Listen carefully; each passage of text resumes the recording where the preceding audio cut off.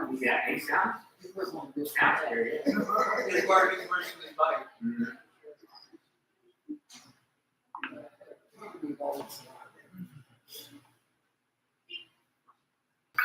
of spending all your time on dating apps and not finding your match? The only one that you need is you dates. The people on there are so.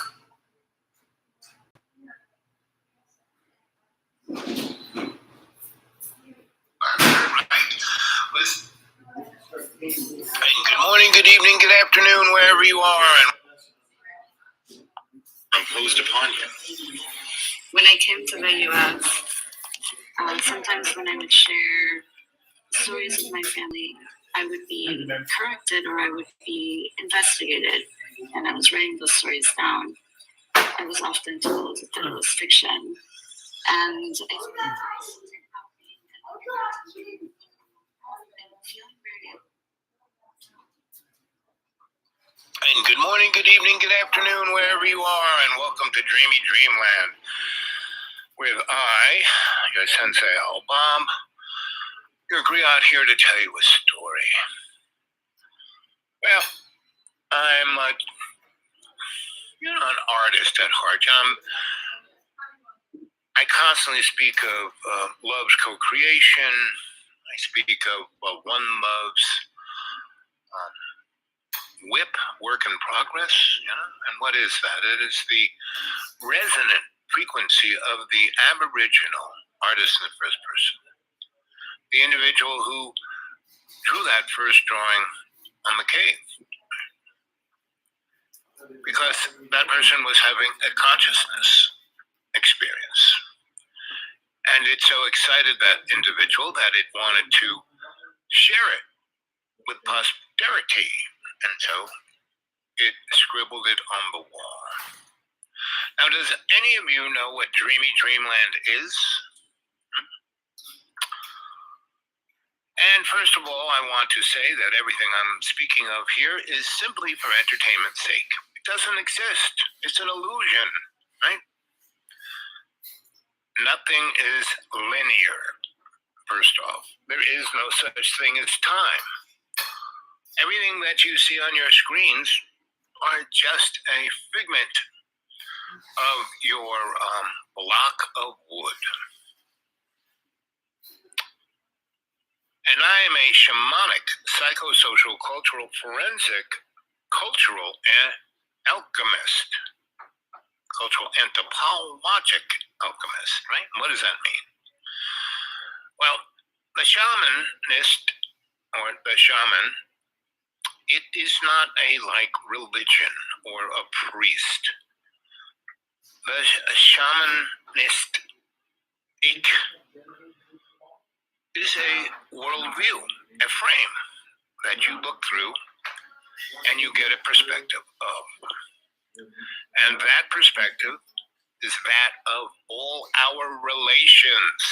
And that is that picture you see of the Garden of Eden, where humans and animals and everybody's hanging out by the little creek there, and everybody's happy and fed, and everyone's great. No one's eating each other, and there is no work, and there is no, it's just good times, right?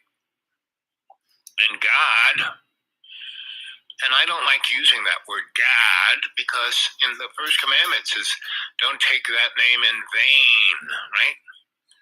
And whenever you use the word God, it's really a,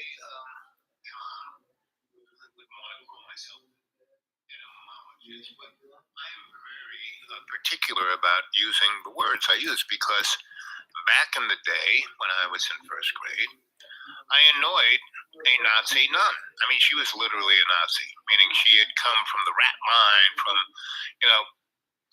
end of World War II. German people bombed once again into the Stone Age, and the Nazis, basically, more than 7 million of them, escaped through the Vatican rat line, right? Because the Vatican was all for fascism, because they are, the Vatican was first the Roman Empire and then the Holy Roman Empire, and they were both Reichs. The First Reich was the Roman Empire. Second Reich was the Holy Roman Empire. Third Reich was National Socialism. But National Socialism, if you've read, and I know most of you don't like to read or even think, but here, try to put this, there used to be a guy named Tom Terrific. He used to have this thinking cap. So put your thinking cap on. So if you read Mein Kampf, which is not one book, but two, and it wasn't really written by Adolf Hitler, because if you listen to any of his speeches, especially the ones at Nuremberg, they're almost unintelligible. Right? They are mind control. They had this big thing, bigger than any football stadium, big field in a bowl, and it was like a microwave oven, and the stage was made out of concrete and had these big gigantic pillars that went up for like 10, 15 stories tall, maybe.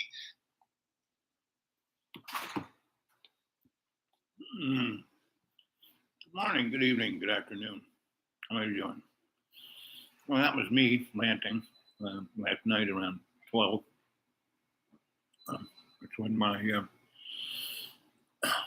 owl personality is, late at night.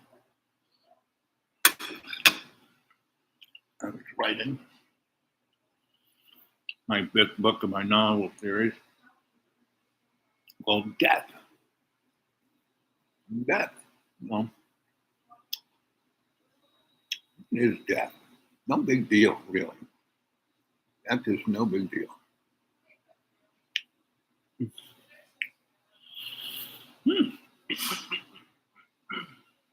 No big deal.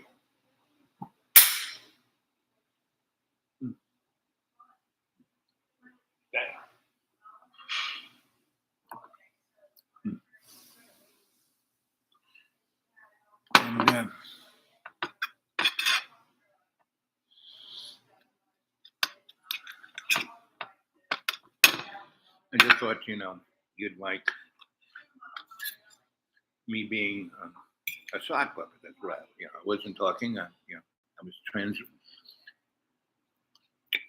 it's like Chatty Cathy, Charlie McCarthy.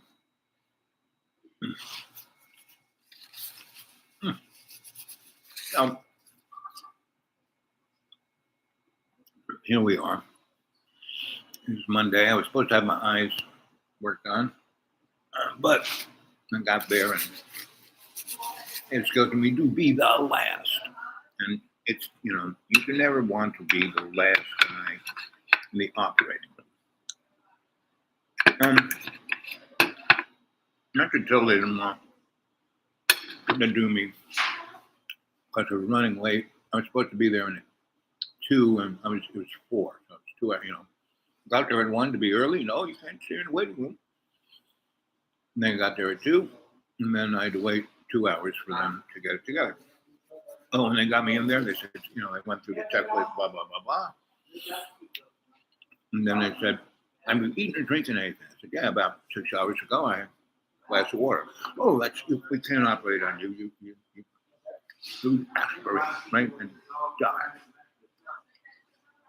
And I said, why? She said, well, we're going to give, we give you this IV and it's kind of sedative, I said, well, don't give me the sedative. I'll just do the operation. It takes 15 minutes, big deal. He said, oh, no, we can't do that. Not our protocol. So, I had to reschedule. But, took me a whole week to find somebody to drive me there. I have to find somebody else. And, I worked in the medical world around 1980, 79, 80. I was wiring hospitals, right? And that's pretty complicated stuff. It's not like drilling holes in 2x4s and pulling Romex. So they got you on machines that are keeping you alive. You don't want to blow a fuse. When somebody plugs in the coffee pot, you don't want the ventilator to shut down. You know.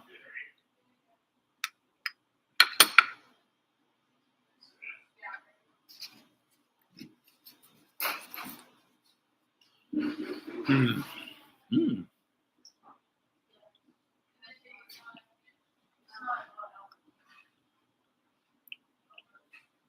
Mm. Mm. These guys do make a good breakfast. It's relatively affordable. I don't understand. The vegetarian omelet is $8. The one with meat is $12. It's like, really? That little piece of bacon is that expensive? Anyway, I always get the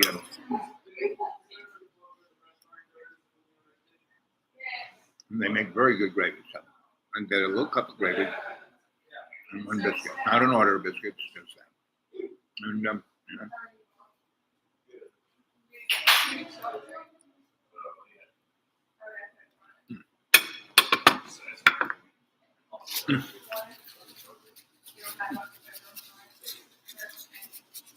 so what's your lunch special? A lunch special? It's the meat and green. Meat You and- want to look at a menu? Yeah. For it? Okay. I might be here long enough to have lunch. Yeah. Who knows, right?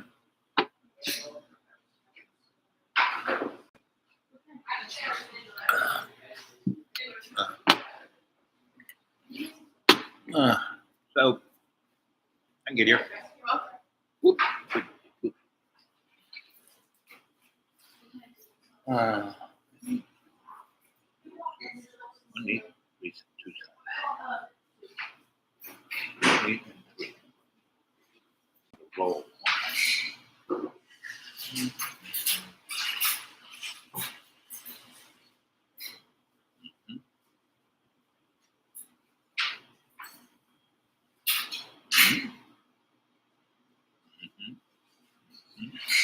Well,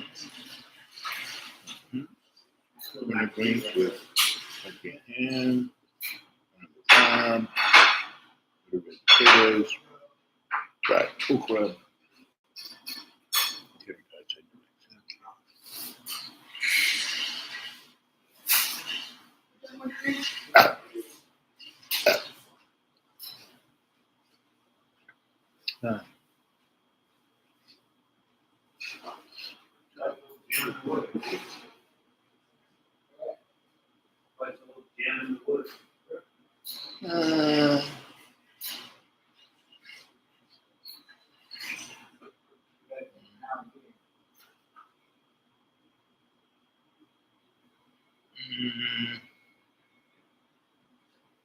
Okay, I might get that. But later.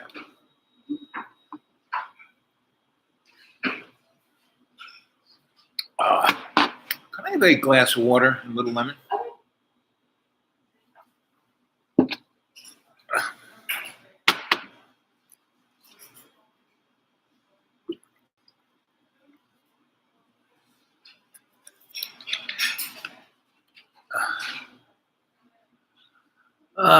Oh, 13 minutes and 37 seconds. So,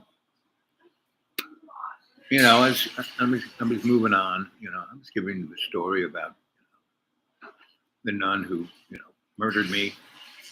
And basically, whatever comes into your life, you can, take lemons and turn it into lemonade. You can be what you want it to be, right? You can be the decider. So, 1950s, we're having our nuclear bomb scare test. We're like blocks from the Empire State Building, which, that's where Russia will. Thank you, dear.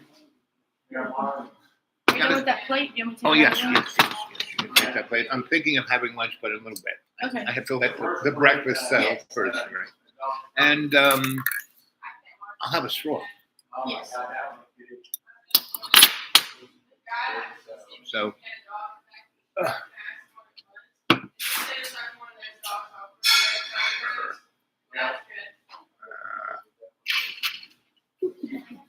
So anyway, I'm like a hobbit. I have 3 breakfasts, right? Or no, right? Like my friend Sydney, right? Thanks, Sydney.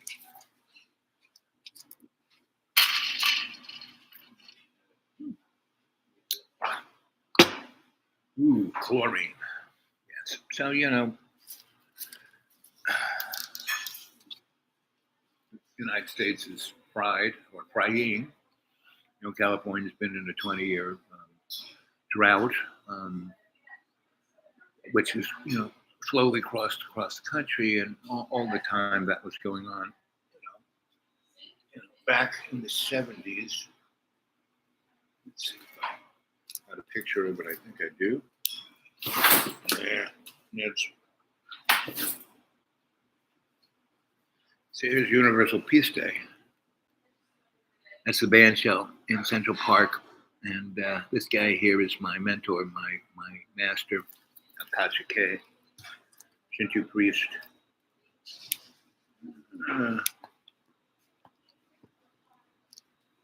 So the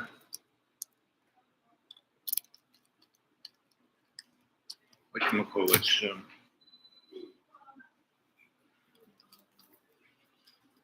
I don't have it here in this one. I'll show you some pictures in a little bit. So anyway, I got beat up by a nun. She crushed my esophagus, my windpipe, broke my jaw, broke the orbit of this eye, and kind of broke the little stirrup in my ear. So, I could be like, woo, woo, woo. They took me, the first shot she hit me, put me out. I didn't feel any of it, right? So I wasn't traumatized. I was still remembering, I wouldn't get down on my knees and say the rosary and hide under my desk. There was this gigantic window in the Empire State Building. I was right there. And she goes, get on your feet. I said, sister, listen, that's the Empire State Building. That's ground zero. Russia's going to take that big hydrogen bomb. We just tested 500 megatons, or 50 megatons. And that's like 1 billion times more powerful than the Hiroshima bomb, meaning that would have obliterated everything from the Empire State Building out to Garden City, Long Island, and all the way to almost Pennsylvania, Philadelphia. So, it would have wiped out 20 million, maybe more people in one blink of an eye. And I said, so we're like blocks from that. So as soon as before that flash is finished flashing, we're going to be atoms, right? And then the heat will hit us, and those atoms will be, turned into bacon. And then the concussive force will hit us.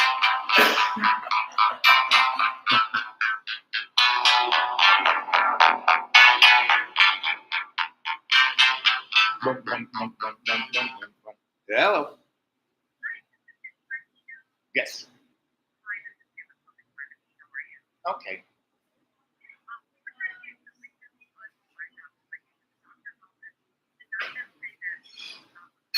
Okay. So, well, I still I'm having another procedure, and I have enough for that procedure. So I always like to be prepared, So I'm pretty sure that was, we're going to be their answer once you said it couldn't be refilled. So anyway, no problemo. I appreciate it. Yeah, bye-bye. More of the medical model. So,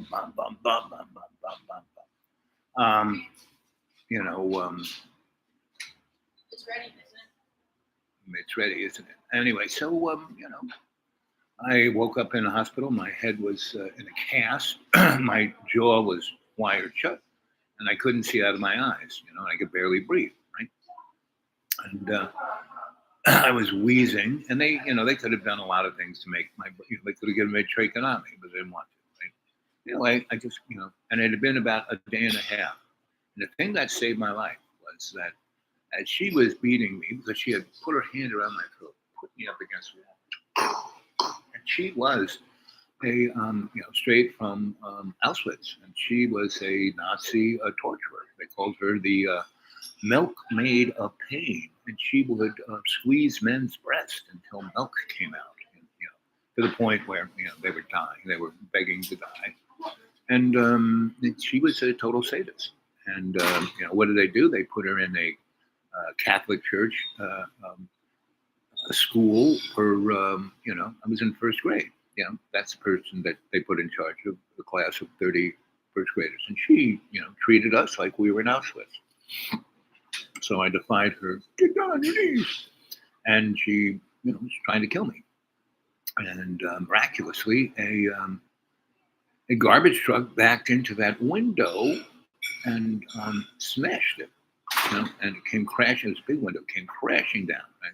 And just like I was saying, And then when the concussive force, that window there will turn into shards and will cut us. That bacon that we're sizzling will cut us up into little, bologna. And so, crash. Window comes. The guys who had the clipboards, the Monsignor and guys from Civil Defense came running in after hearing that crash and see this big gorilla of a nun, killing me. And her hands were covered in blood. And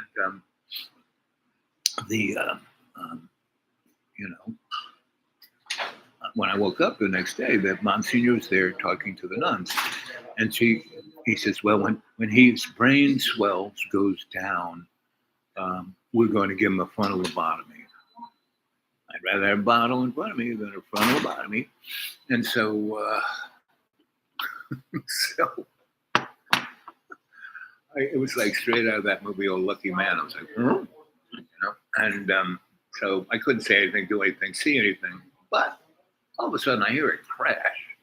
I hear the voice of my doctor who brought me into this world, Dr. Black, who's always been taking care of me my whole life, right? Up until I was around 11. Because I got deathly sick every year around my birthday, right? That year, the date of when I first died and then was born again. I was born again. And Dr. Black was the one who brought me forth. And that made her career, because she stepped in the way of all these men and kicked them out of the way because they were trying to kill me. And I was a breech baby. She turned me around. She put her hands in the uterus, found that the umbilical cord was wrapped around my neck, and these morons were crushing me by trying to pull me out with it. And so that was pretty much it. It's like what it was. Right? Let's see. We'll go back to this. 20, 30 meters.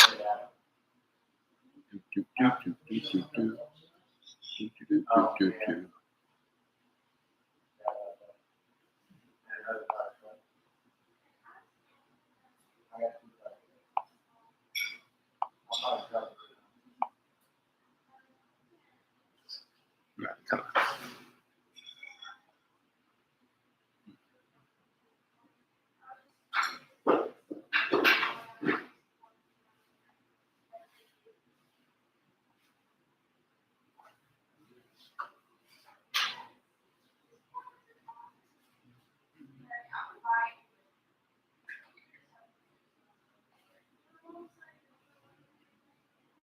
See, you try and use this, and all it wants to do is show you porn. Clear full. No.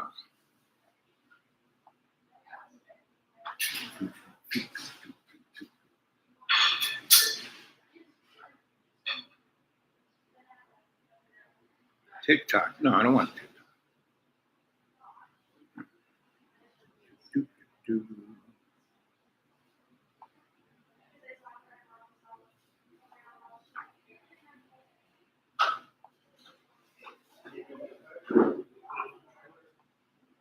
Yeah. Wait. Mine not. Why can't I play my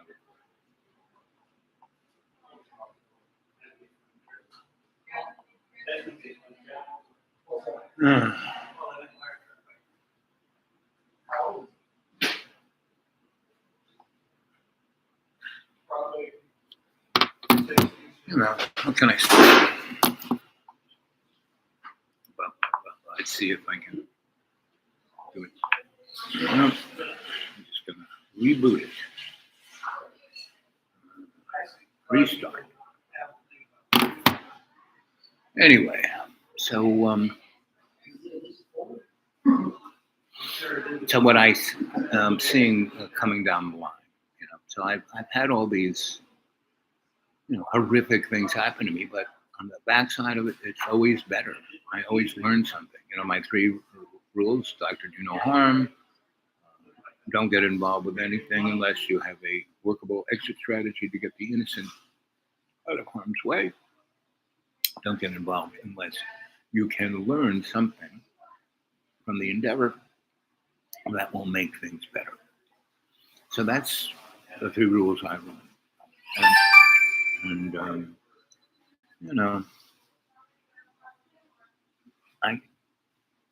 the world can be very annoying, just like this cell phone's a good example, right?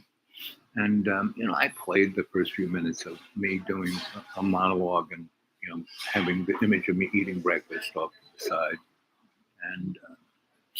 and guys, I don't have my jewelry thing, so I can't read it. So you got to put things in capitals. So I can't see the chat whatsoever. And that's one of the issues of going blind. Oh, so the place is filling up for lunch, and whoop. Here's what you guys have to drink. Let's try it again. Just rebooted. Did you guys come in with that? Good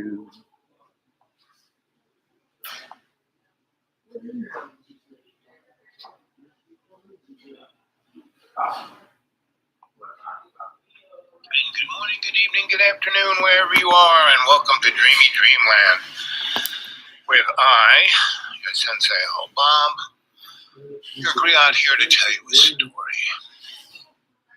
Well, I'm an artist at heart. I constantly speak of love's co-creation, speak of what one loves with work in progress, and what is the frequency of the Aboriginal artist and builders. The individual who drew that first drawing on the cave.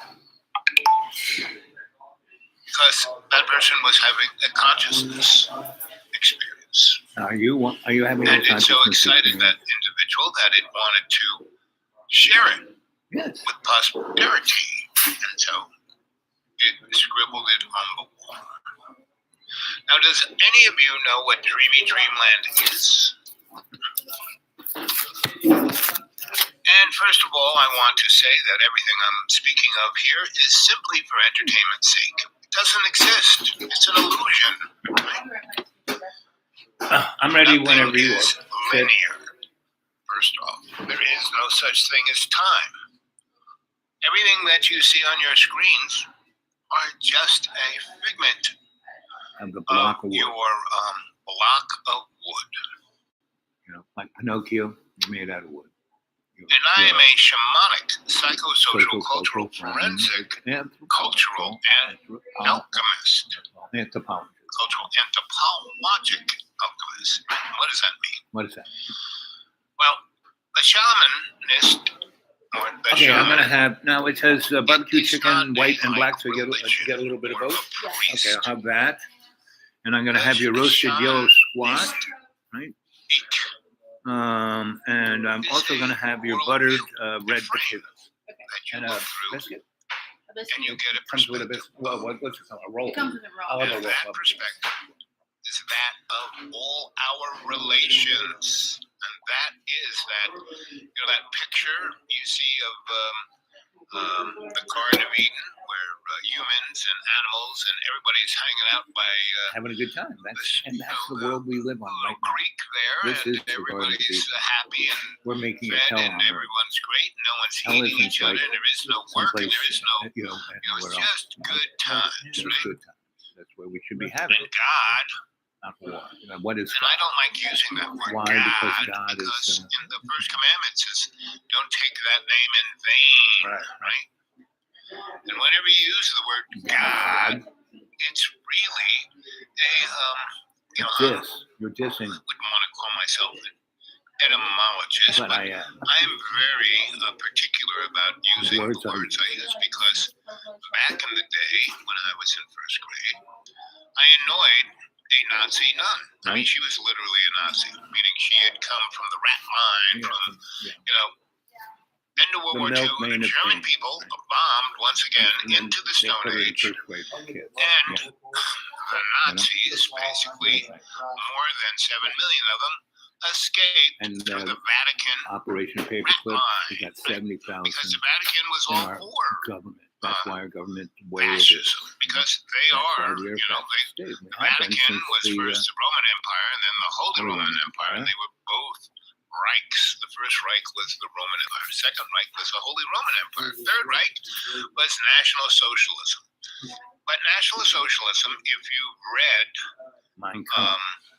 And what he I was know talking about, how you get most you of you don't conquer like the to world, read or even think. is to destroy You're trying everyone's to put this, culture. there used to be a guy A good named example Tom is what's Turek. going He used on to in have this Ukraine, thinking because cap. So put your It's thinking not cap just Ukraine getting destroyed, So if it's you read Russia getting Mein destroyed. Kampf, which is not one book but two, and it wasn't really written by Adolf No. Hitler, because if you Adolf listen was to just a any of poster his boy, right? speeches, especially the ones at He was just a poster boy, you know. If you, the Mein Kampf speech or any of his speeches, make, you know, when you translate them from German, they make no sense, right? He just spits out, you know, very, very akin to Donald Trump or, Obama or, Biden or, what's your name, Miss Vice President. I mean, all of our politicians are sock puppets. They're the best money can buy. They don't represent us. Not at all. So, what are you going to do? You know, how are you going to live? What you're going to say? You are the decider of your existence, because everything you think is real is an illusion. It's all about you saying, okay, this is what, being your best. It's all about being consciously aware of your 20 and your 360. Have conscious intent on what you're doing, right? But no, you're not. You're distracted by what TikTok is doing and what, your shoes. Yep, I think so. Thank you, dear. Can I have a little gravy? Yeah. A little cup. Mm.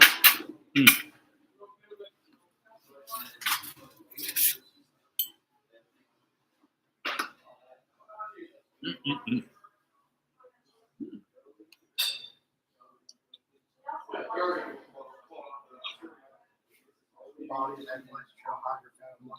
Potatoes are pretty good. These guys aren't bad. Even though they're the devil.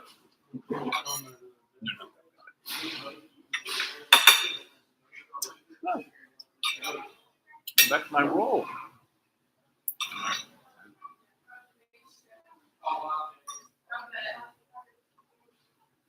That's a good roll. Thank you, dear. And also a little butter, if I could.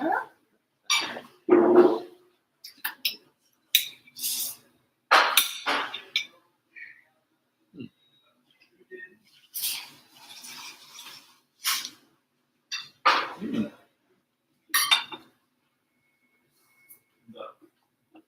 Mm. Mm.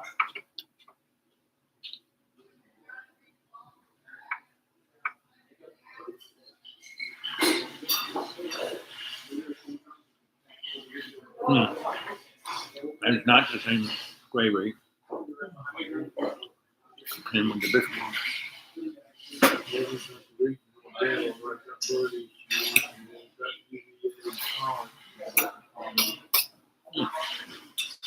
Wow, that's good.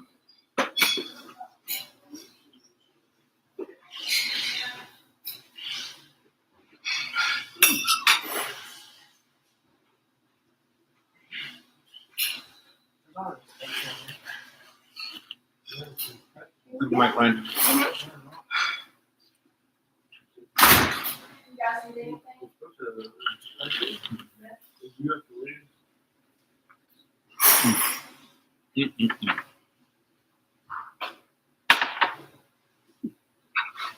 Well, it's hard to have a chat when I can't read it. Hey, baby. Hmm. Did we have an inspection today?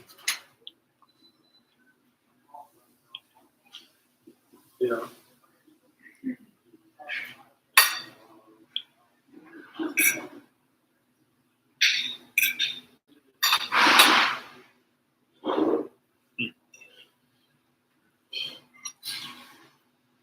Okay. I don't have that address. I don't know if it's up there.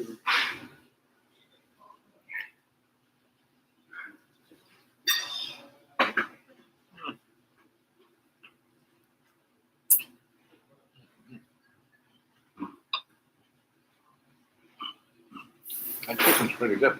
Okay. Okay. Okay. How about that?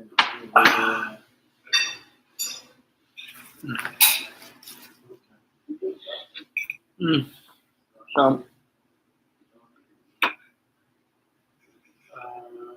you're meant to enjoy your life, right? Not overpowered with excess. No.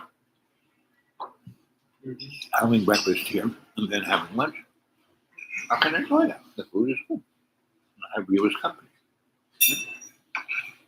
Mm. Well, I can look at it on my app and see if I can do it.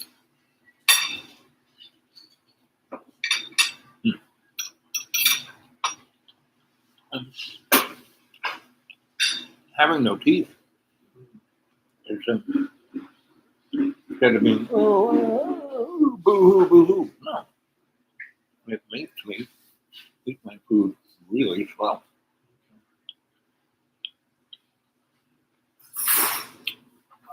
Well, I can do it fine. Because I have to gum it.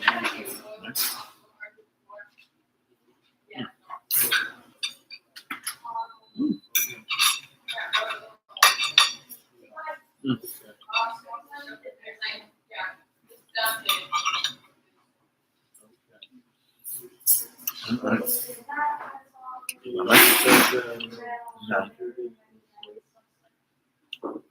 That's good. Now I'll take it home and make the soup from that. Right? I'll get it twice. Now the veggies are really fun. I can eat those. The meat, really good, but chew it up to a point, and then I spit it out. Okay. So that's what you're going to do with life. Everything, you do your best. Right?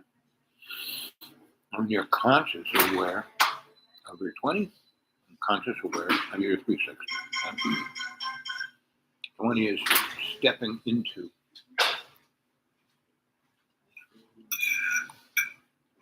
the opportunity instead of being scared of it. Oh, what am I going to do? How am I going to pay my bills? Wow. No. You know, I have about $70 left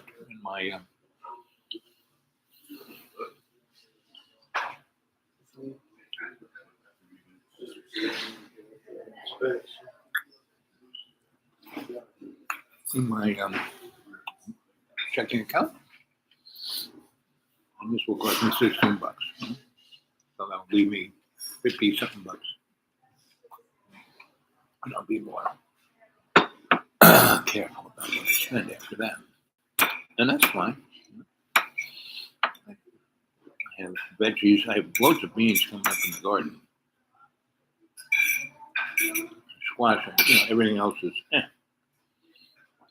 But my little garden loves to kick up beans. That's what I eat. You know, I like beans. So,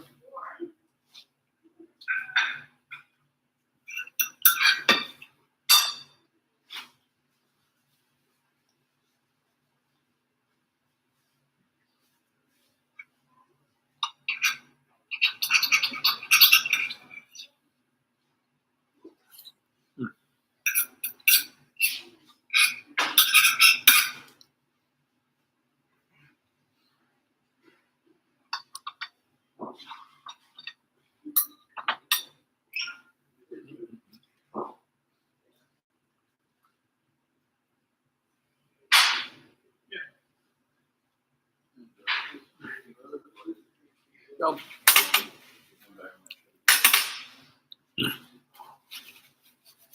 you look around. That's, you know, yesterday my lawyer drove me to the doctor's, and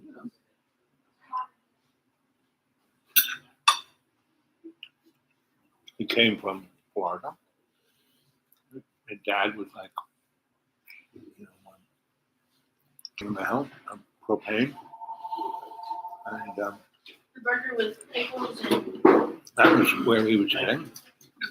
So when he grew up, you know, he's 10 years older than I am. When he was growing up in the 40s, 50s, you know, no one in his family, because daddy was part of the draft board. None of their family got drafted.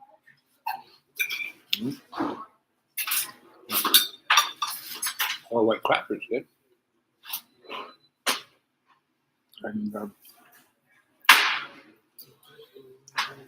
black folk did, Japanese folk did. On the people on the low end of the totem pole. Most people don't realize that. And people say, oh, you're on the bottom of the totem pole. That's exactly the most important person. It's a guy that you're holding everything up.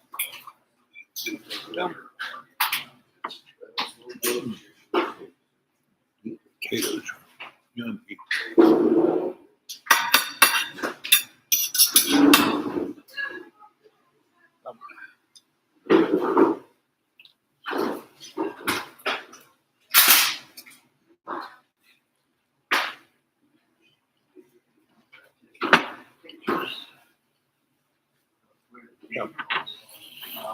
This video is basically not a diet, right? But it's more a lesson of patience, grace, gratitude, hospitality. Those are things that matter. It's interesting. Those are the foundations of Islam and Buddha and Islam. You know, Shintoism, Buddhism.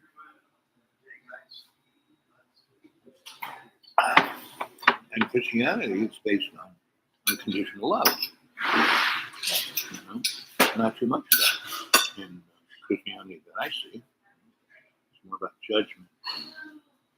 And you do it, very feeling it's that the world's real big. We live on the Garden of Eden, and yet we continually turn it into hell. You know, it's not like we're going to hell; we're there. Just look at the temperature. You know? In Las Vegas, Texas, 110. You know? In London, 40 degrees, 41 degrees Celsius. You know? Spain and Portugal, we're burning up. And it'll be interesting to see.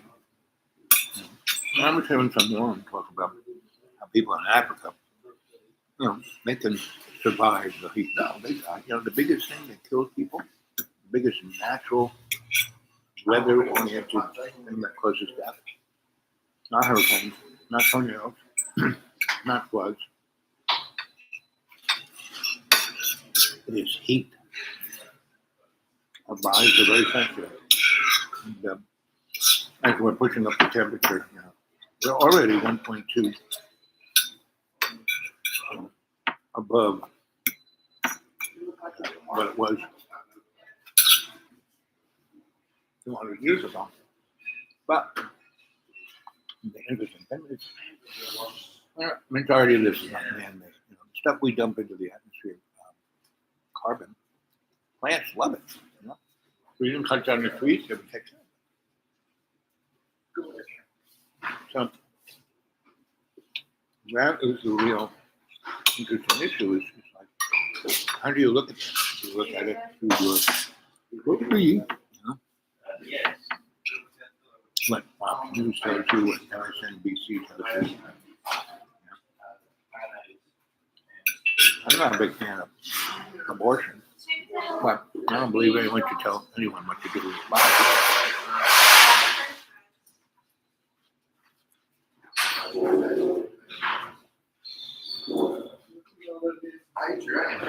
And, the public school I went to was quite interesting because we had biology in 6th grade. We learned about the science of biology. In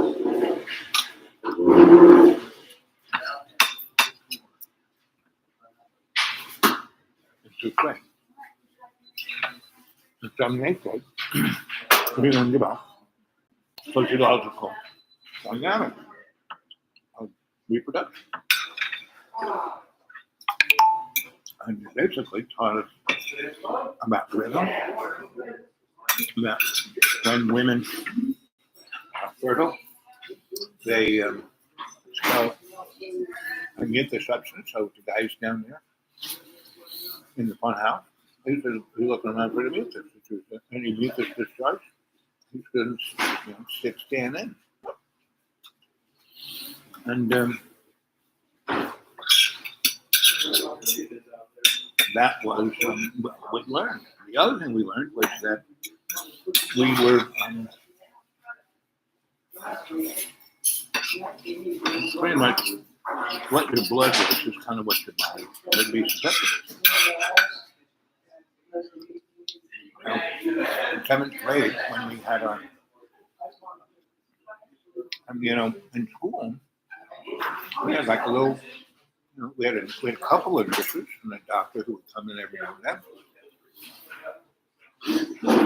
And they actually had X-ray machines, and they actually had a lot of things. Not just like more than our hospital here had. The response to COVID in my county was they closed down the hospital. When they opened it up, it was just end of 20 and beginning of 21. It was more just a band-aid, there were no procedures there. They took your blood pressure, stuff like that. So it was very interesting. They, back in 1960, about 63, 64, when I went to middle school. And, they had our healthcare covered. We never got sick. Polio shots. Because a lot of the kids came from little, they kind of unified the school system. And so all these little red schoolhouses, they took the old high school, made that the big grammar school, made a middle school, and a high school. We had amazing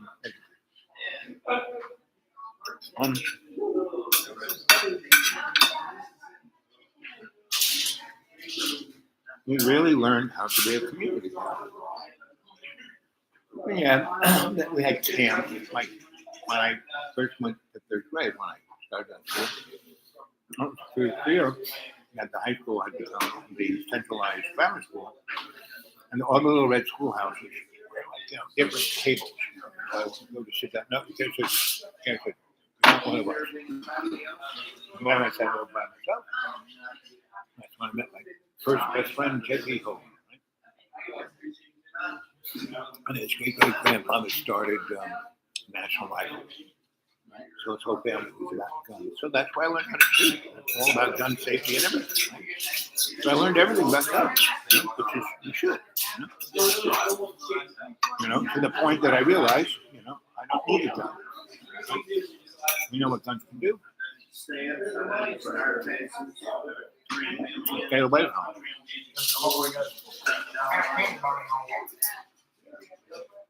In America, the majority of 40,000 plus die guns in America a year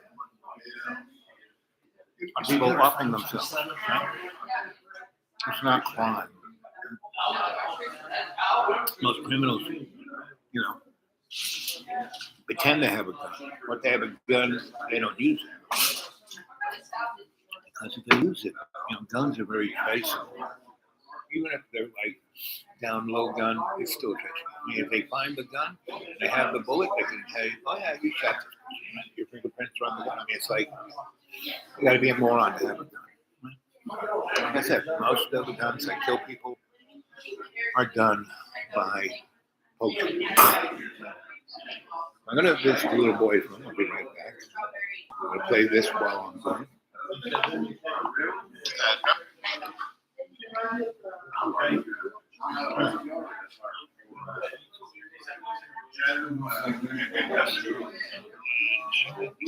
It's their life. That's what we're designed to do. Because if you don't get your head, because methadone really doesn't get you stoned. It can get you a little out of it, but not really stoned like guns. And so, and they got fentanyl because it knocks you out so deep, they can crack your chest and you don't wake up, right? You're so out of your body, right? And that's what we're trying to do. When we are doing anything addictive, what we are trying to do is get to our source, get to our higher self. And if you want to do that, the Muslims, they pray 5 times a day. And they say no alcohol, no drugs, no tobacco, no distractions, just prayer. I'd love to see some Christians and Jews do that. They go once a week. Lots of Christians go to church just to they go there with their wife and their kids, and they're looking at Mrs. Jones' tits over there. So that's the Christian way of doing it. So Islam, yeah. Men go in one door and women go to the other. So they're on different sides of the mosque, so they don't distract each other through their prayers. Right?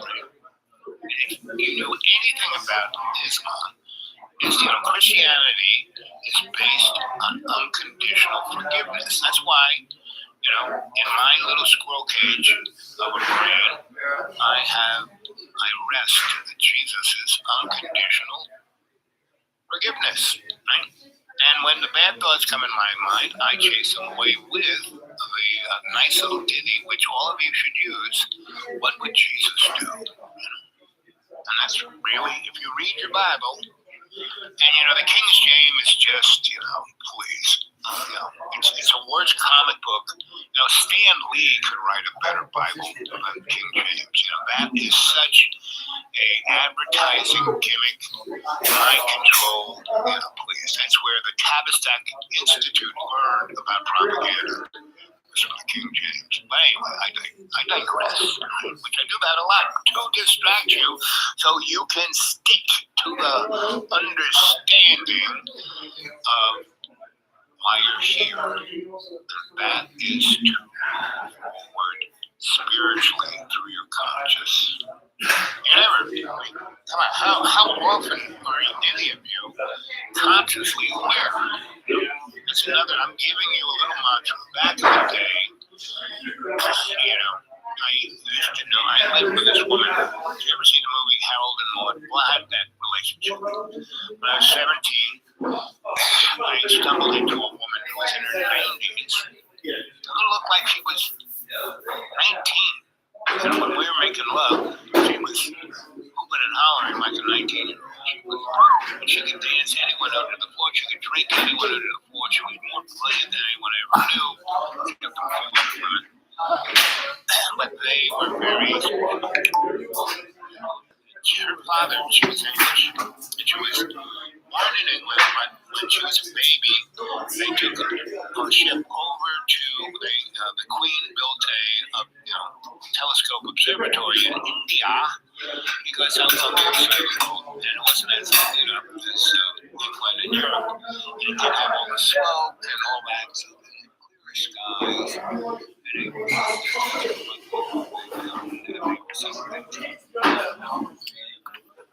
Anyway, so what I see happening is Russia's going to get a little more. Putin went to Iran, right? So Iran's worst enemy is Saudi Arabia and Israel. Right? So Saudi Arabia is going to pump more oil. The price is going to go. Stress at the pump will go down, right? But it doesn't. It's like a joke. The United States is one of the largest producers of oil, and what did Biden do? First year, he kind of slowed that down. I mean, these are all scripted, right? And he is basically, this whole war thing is basically to manifest Mr. Global owns unipolar power structure, right? I mean, it already exists. He just wants to bring it out so everyone bow down to it. Because it's a spiritual issue, not a financial or political or technological. Like I said, we live on the Garden of Eden. We live on of abundance. And they've been pumping, chemtrails into the atmosphere for the last 50 years. Like I said, back in the day when I was in the U.S.,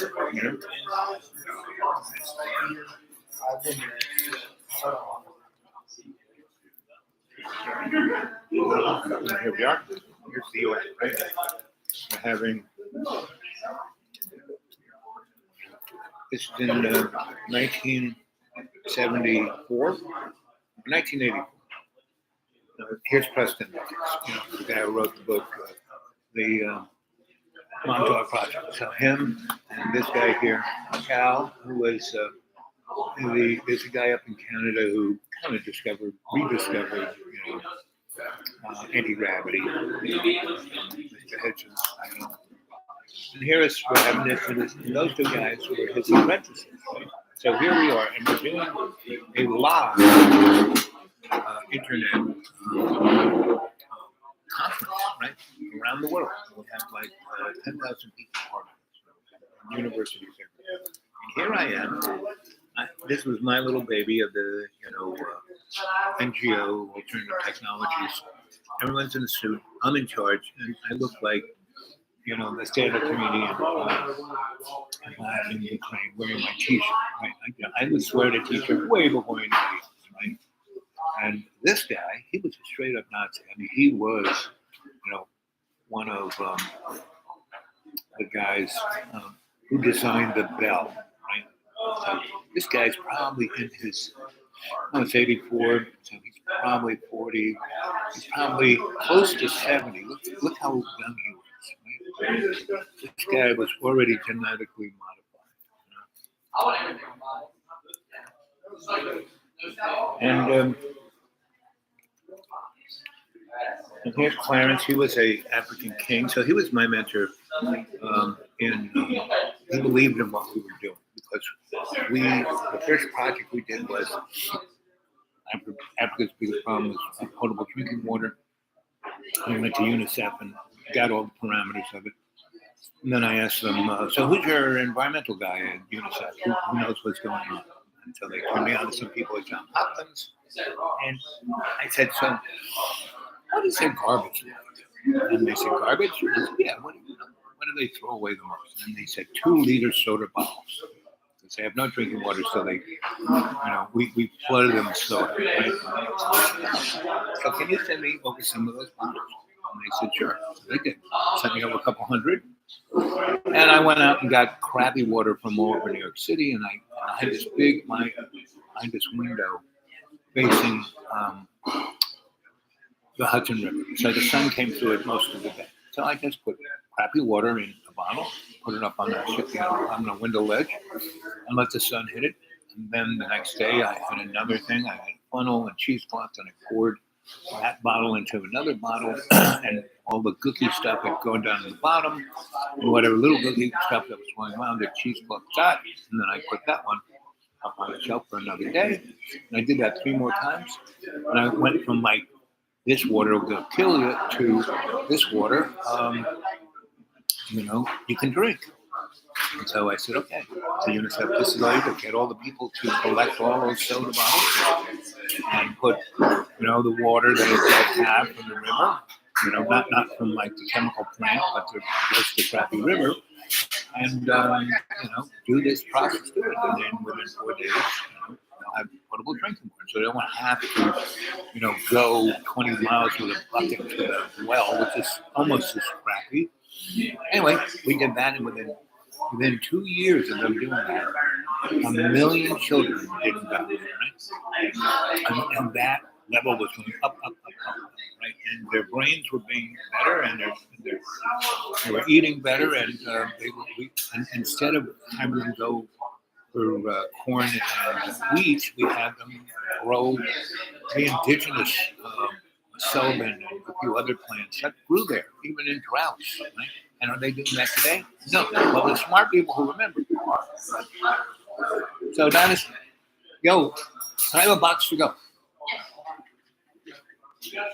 So that's, there are easy technical fixes. So Clarence was truly appreciated what we did, right? And so when we were like going, we're going to have free electricity, have everyone, it's George Jetson World, just right here. This is 1984. And we had this big conference about it, which got people rolling towards it. And those guys, we had a conference on cold fusion, right? And, that's what they called it. We called it 0-point energy. It's happening when they couldn't explain by stupid physics what was going on, and people called it, that it was a hoax, false news, but it wasn't. It was just a different element of physics. Now they call it quantum physics. So this whole push towards electrifying, electrify the world on the grid that exists, forget about it. No, they let Mr. Rothschild brought up the electric grids around the world, and then 30 years ago, and then Bill Clinton was the kingpin of that. Bill Clinton decontrolled more stuff than Ronald Reagan even thought of, right? So, and go listen to Gil Scott-Heron's, You're Living in a Movie. You're living in a movie, a grade B movie. We all wanted John Wayne, but we got Ronald Reagan. So, it's all right in front of you. Been scripted. The show has been playing over and over and over and over again. So, what can I say? But you have to be the decider about your life. Don't let other people take advantage of it. Right? And so this guy right here, my sensei, I was sent to him. This guy right here, Tachikere. And he was a multi-dimensional guy. He survived. He was living in Hiroshima as a little boy. He was on the ashram there, and they friggin' nuked him. And the ashram survived. And the people in Hiroshima who survived, they used the river as ground zero, and a good portion of the city was further away. And that's why people, but a lot of people saw it because they went to the ashram, and it was like protected. So he, started his own little home group.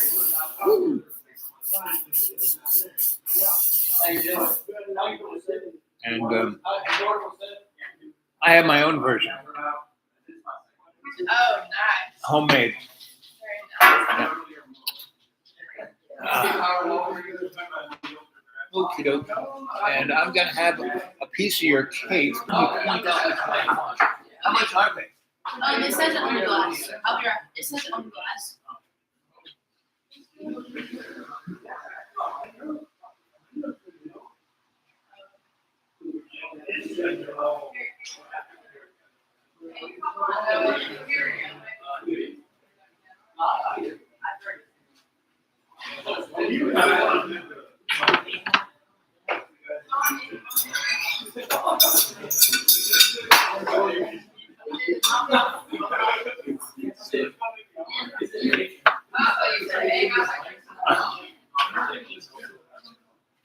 Can I get some more stuff out of your room?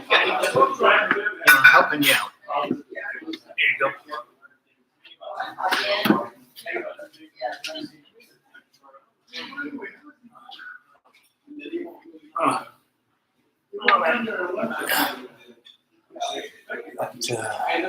Thing she sprayed on the, see how this is.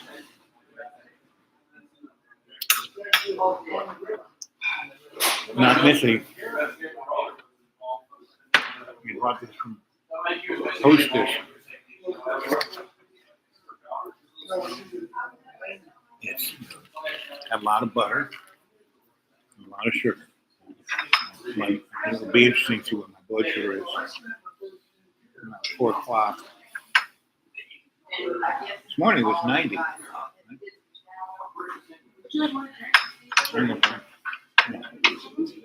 Eat my own food. That's what good food it is.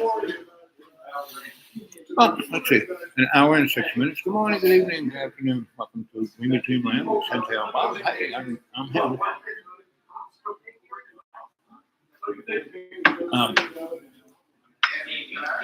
I'm in a dark corner. The lights and the sun is coming in the window in front of me, so I can't see anything.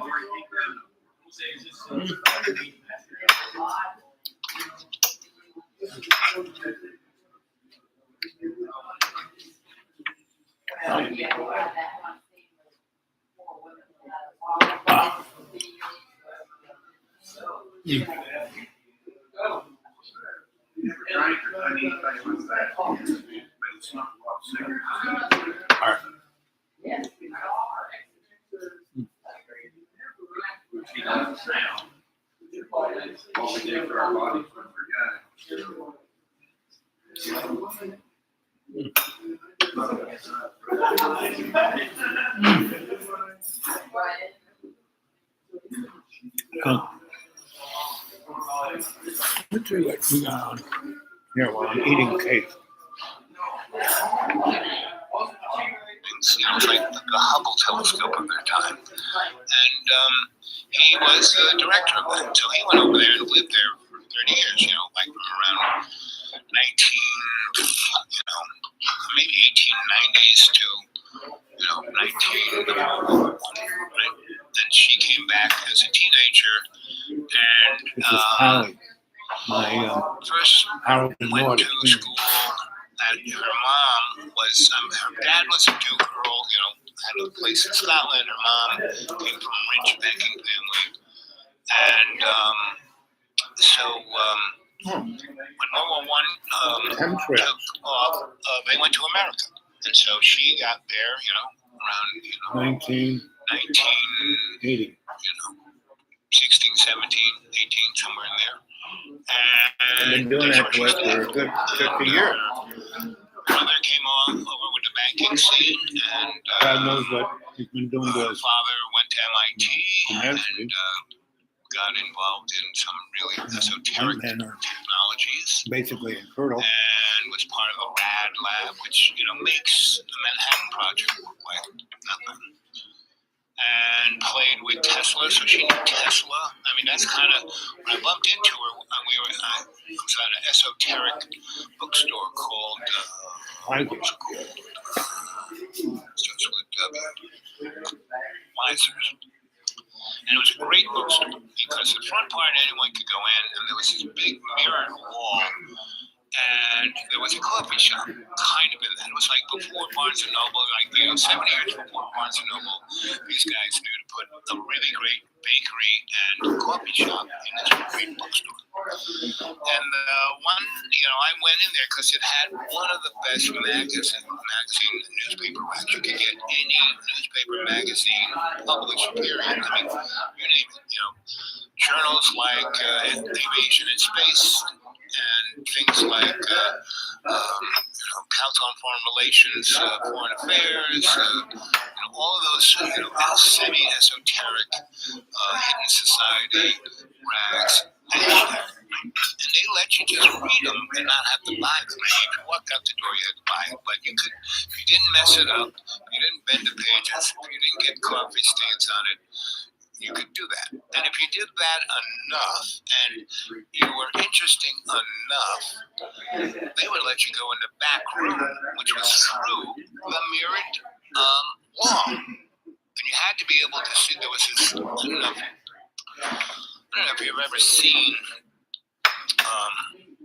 optical illusions, like a good one is driving down the highway at in Nevada. It's real hot, and the heat is riding up the desert, and you can see like Las Vegas. There's Las Vegas, but it's like 20,000 miles. It's still another 6 hours away.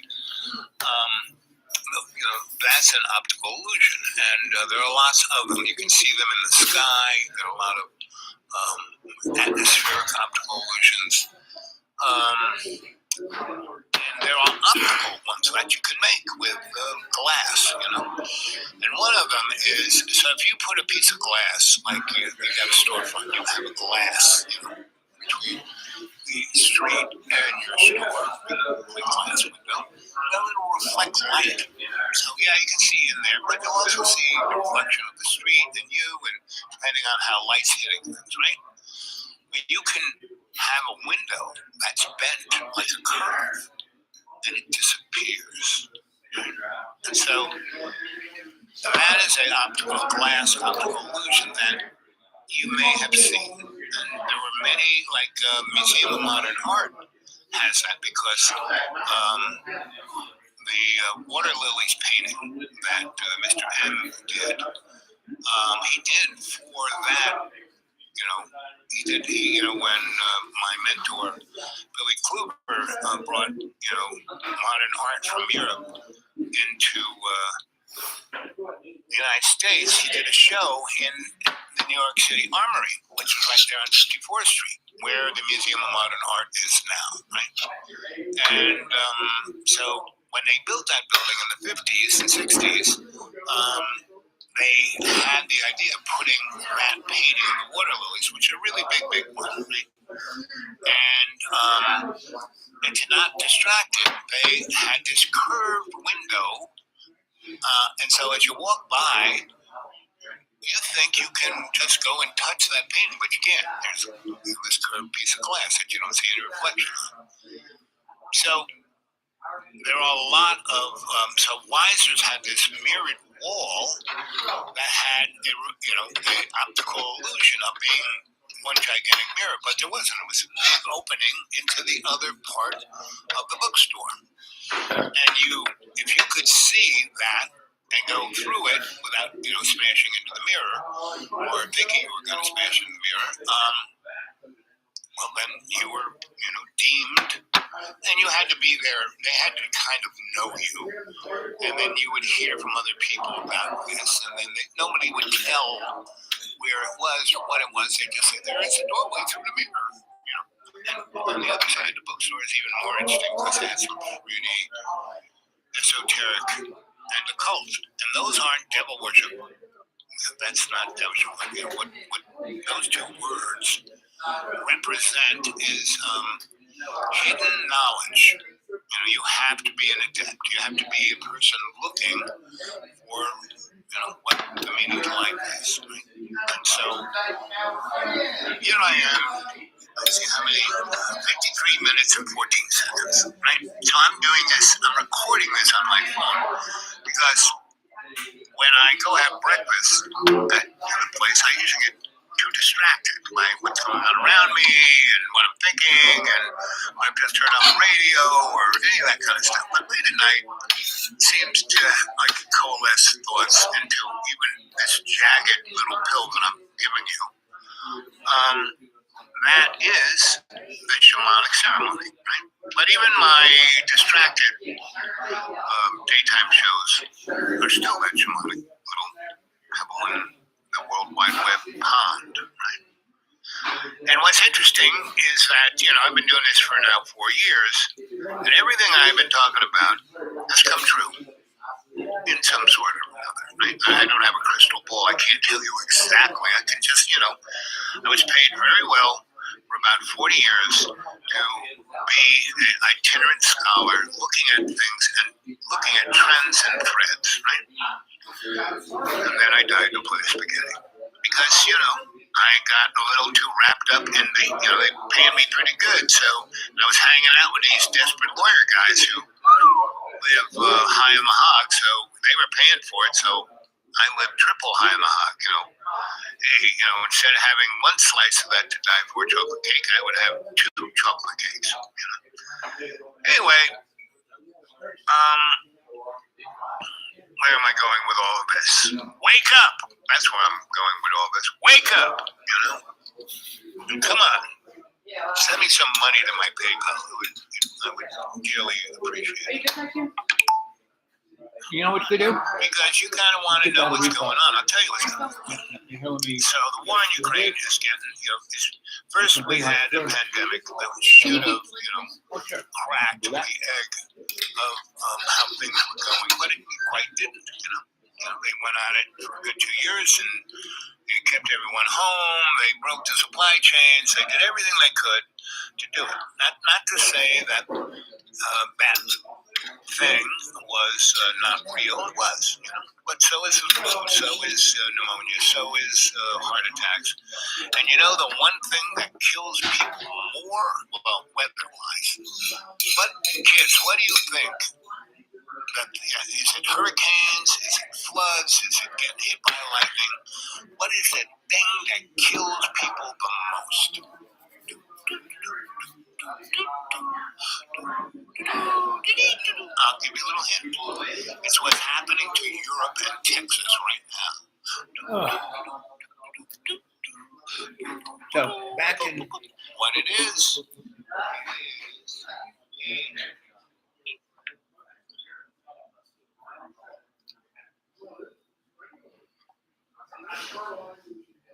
I don't know how that works.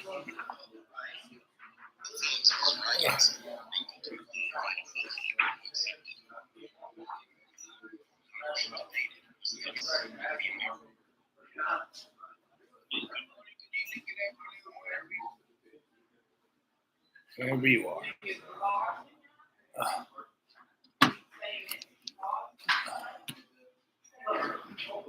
So, go out and do something like this.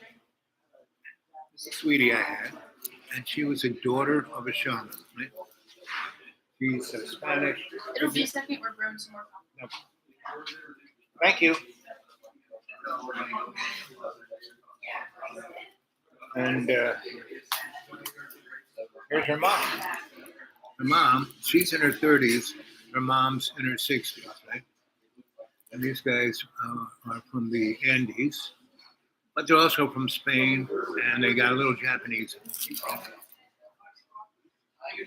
And this was, here's Osho. He's a very interesting guy. He's a Buddhist monk that's Mexican. And his other buddy is Indian and Buddhist. And this lady is, she owns a big time New Age place in Pompano Beach. So this was Eric. Eric works for a production company that puts on big shows, like when Rolling Stone goes on tour. He used to always do the Super Bowl big show. And these guys, they were, gangster kids, and they were scoping us out when we were setting up the shop. So I just went up to them and say, hey, what do you guys? You're scoping us out to rip us off? And, hey, don't do that. Come over and be part of the show. And they go, but I don't know, you know what? And I said, so where's your OG? And they kind of point, and I go into the store that he's sitting drinking his Cubano coffee, and I said, so you're the OG? Those are your boys, right? We're going to do a little spiritual event over in the park. Because nobody goes, hey, the park. I know it's haunted. But they like us. You know, they're your forefathers. And so you let those kids be our security. I will pay you $500 right here, right now. I gave it to them. Yes, I will pay them $300, and then they can give a cut of that to you. Because, wow, you an OG? I said, well, I know a lot of OGs, and I know how it works. And, you know, you should come over and check it out. You'll find you'll enjoy it. There's going to be some good food. We're going to be there 3 days. You know, today, tonight, tomorrow night, you know, the next day, and that night, and then we're going to leave in the morning of the next day, which is Monday. So I said, the invitation is yours. You can bring over your whole crew. Enjoy it. We're going to have drums. We're going to have dancing. It's going to be really nice. It'll be peaceful because A, your boys are going to be security, and B, the real security are those Indian ghosts there. You see them? I said, of course. I've been talking to them. He goes, what? I said, yeah. And they said, don't worry, we got your back. Meaning, if I didn't come over and pay my respect to you, and you tried to be, you know, all whatever, those guys would. I know, we never go in there. I said, yes. That's why when we found it, I said, this is a place for us. Because I talked to the spirits, you know. They said, oh. And so, and this woman, you know, where is she?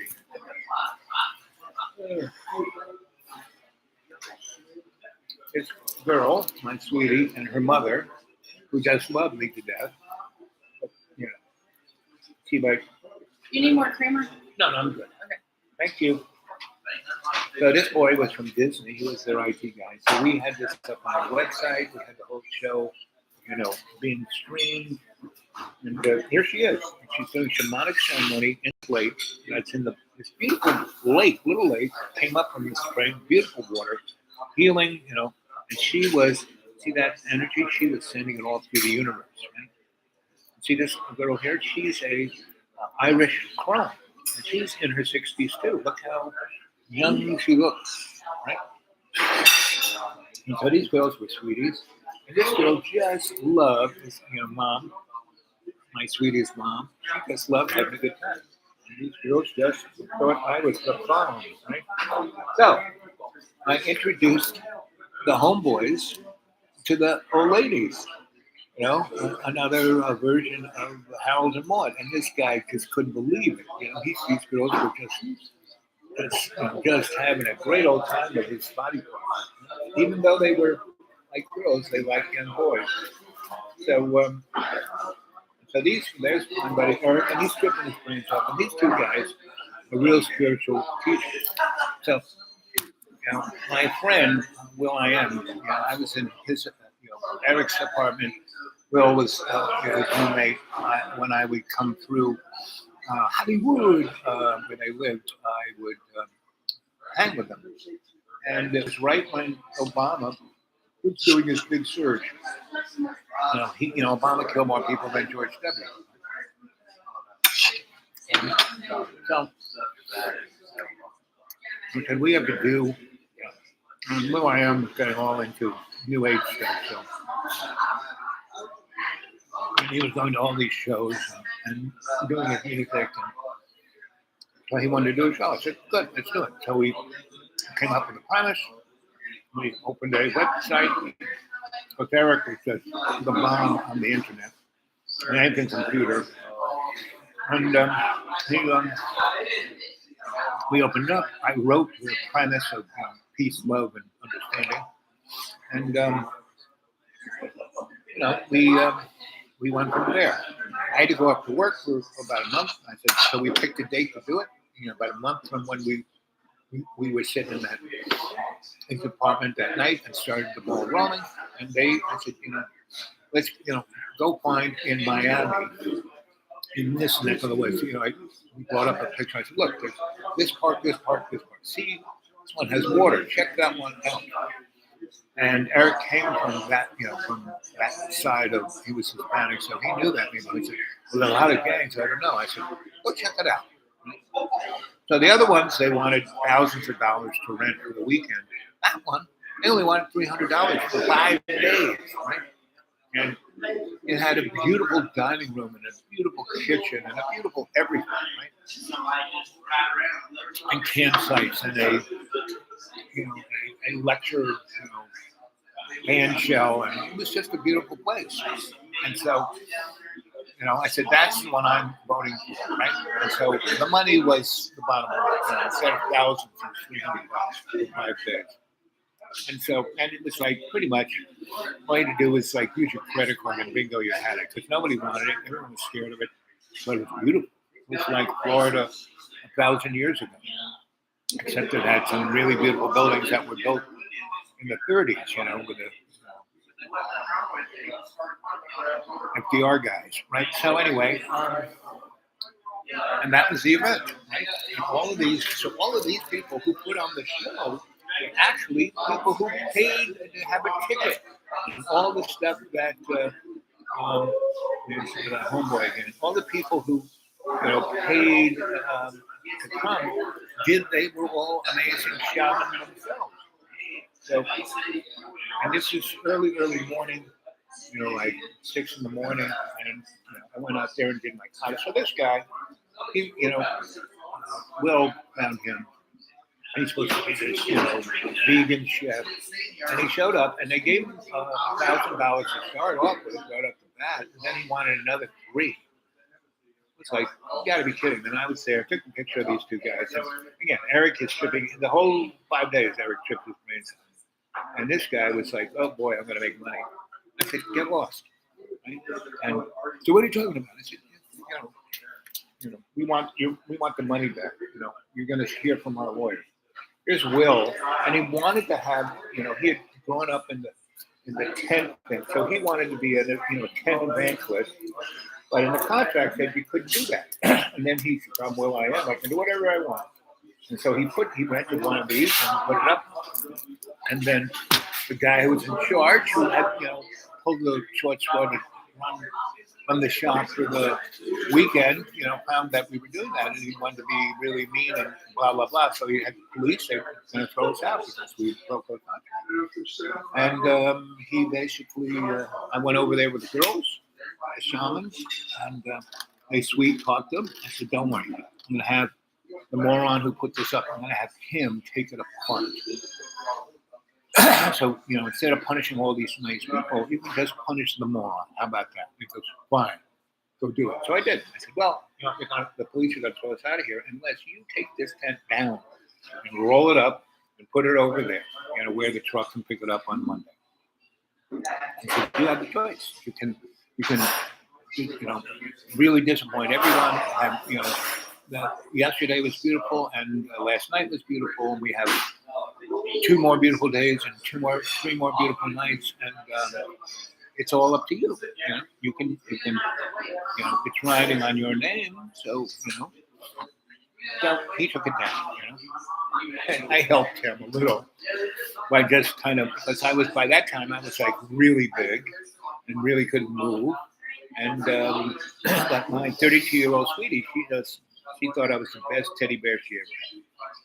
And so, and her mother loved me, and her mom's crone sweetie loved me, and all the other girls that were in there coming, thought I was just, they all said, you're the best lesbian. So these are the kind of events we need to be doing now, right? And my dog, there's my dog, and the county had signed no pets. But when the policeman and the guy who ran the shop at Bella just went over there and looked, said, hey, I'm Bella. I'm more than a dog. And they said, well, this dog is more than a dog. So it doesn't apply to that. So there's everyone basically being barbecued under the tent, where when we went into the beauty of, and here we are, we couldn't get a truck to move the stuff.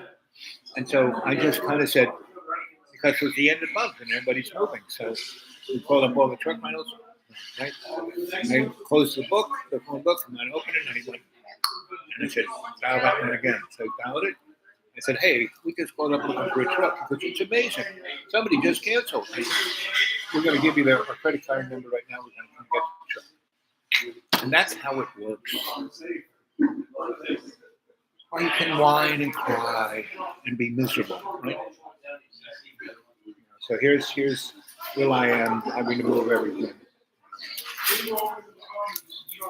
Here he is. I'm going to take down the tent all by himself.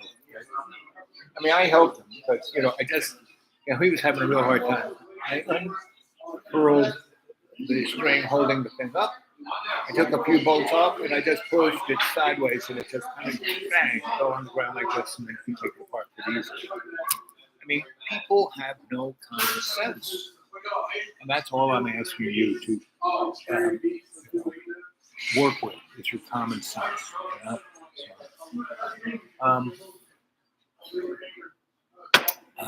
So we've been here an hour and 30 minutes. We got a little smorgasbord of everything. And this was having lunch with Al, right? And again, I'm really pulling the nickels out of the cushions just to get through the next 10 days. So it'd be nice if somebody sent something to you. No one has. It does work. Someone sent me something a week ago, so I know it still works. But no one, everyone else is having issues with money, I understand. And usually the people who send me something are the ones who can least afford it. And many of you who have nice big jobs, nice corporate jobs, probably bringing in more than $1,000 a week or close to it. That money in the bank, you own your house, you really, you're doing your job from home. And you can't, throw a few pennies into my PayPal. PayPal, go look for the Due to Wake 42 Achievement. Due to Wake 42 Achievement. And there are others of you, I invite everyone to come and talk to me. And we have a private little conversation. I'll give you whatever information you need. But most people, when I talk to them, they don't want to hear it. I tell them the deeper things about themselves that would enable them to have the life they would be best suited for. They don't want it. And the other thing that's interesting is that, I say, hey, get a hold of me, give me your email, I'll send you a copy of my novel, right? So I do. And people basically, you sent it to me, but I can't do, basically, if I send you a novel, I want you to read it. I don't want you to, take things from it and put them up as yours. If you want to type them into your own document, okay, good, because by doing that, semantically, it will put it inside of you. I mean, I do these things for a reason. So, Buddy's upset that he can't, share it or slice it up or do whatever he wants to do with it. He should just read it. That's why I sent it to him. That's why I sent it to a few people. Just read it. Don't. Now, if you know, hey, I know somebody who's in publishing who would love to publish this. Yes, give me their number. I will send it to them. They read it. They want to publish this stuff because this stuff will get published. And in essence, it's not really my stuff. I'm just, channeling it. I mean, it's in a novel form, so the storyline is mine, but the information is, shamanic. Right? So, it'll get out there. Yeah, if I'm dead, and I'll be like Vincent Van Gogh. 100 years, I'll be like the James Joyce of the time. Right? It's like Darwin. He was not famous during his life. He published, his thesis on evolution about a few months before he died. Right?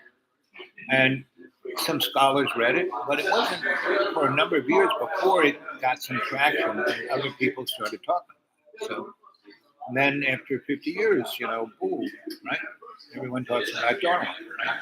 And he knew it was crap, What he was talking about was not the story. It's what it was a very nice outline of, hey, think outside the box, right? And virtually everything he wrote was a metaphor. So if you look deeper into what he writes, you can see a bigger picture. So that's why I'm doing this. I know I had of an age that I've already died 7 times. I might have 2 more lives to go before I get to go home.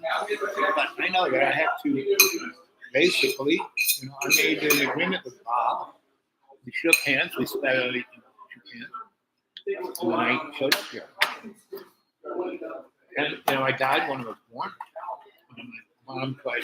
That was my mom's version of birth control and abortion was cigarettes and alcohol, mass consumption. And so, 3 of us died. There's only 4 of us. Three, but she was getting banged all the time. So, as the Romans used to say about Christian girls, she's a nice girl. So, anyway, I just want to say I love you guys, and I'll see you soon. Yeah, we're gonna clean up the mess, I guess. Or wait till I'm gone. Yeah, but I'm about out of here. A few more things to look at, and then I'm going. Okay, so.